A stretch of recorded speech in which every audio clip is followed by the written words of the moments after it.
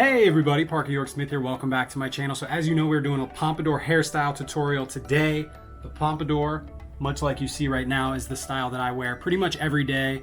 Today we're going to do one that's a little bit more dressy. It's a bigger style. It's perfect for when you're going out on the town or you've got a date or something, you want to really look your best. It's gonna like hold a lot better than something that's just a little bit more natural like this style is right now. But pompadour, super classic, made famous in the 1950s, kind of like a greaser style, so it's got a little bit of edge to it.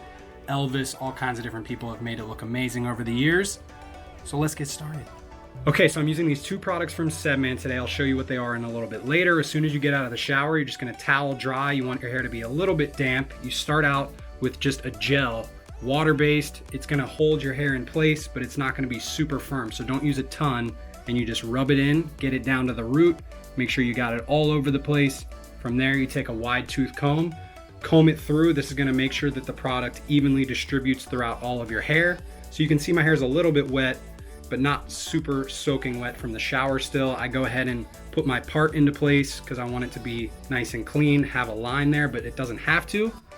Now we're gonna do a messy blow dry. And what I mean by this is you don't wanna be too concerned with trying to shape your hair with your blow drying. You can just kind of make sure that everywhere gets dry, blow dry it from the root. You pull it backwards to kind of make sure that the hair stays where you want it to, and you kind of control it a little bit, but you're going to shape it in just a little bit doing some other steps. You go kind of through layers. I do the front first, and then I move my way back, get the middle as well as the back of my hair, and you want to be sure you get your part as well, dry that off. And next, this is a pliable gel, super reworkable and easy, and this is where you're going to start to take shape with your hairstyle. You run your fingers through it, push it up, kind of just formulate it. It might take a little while.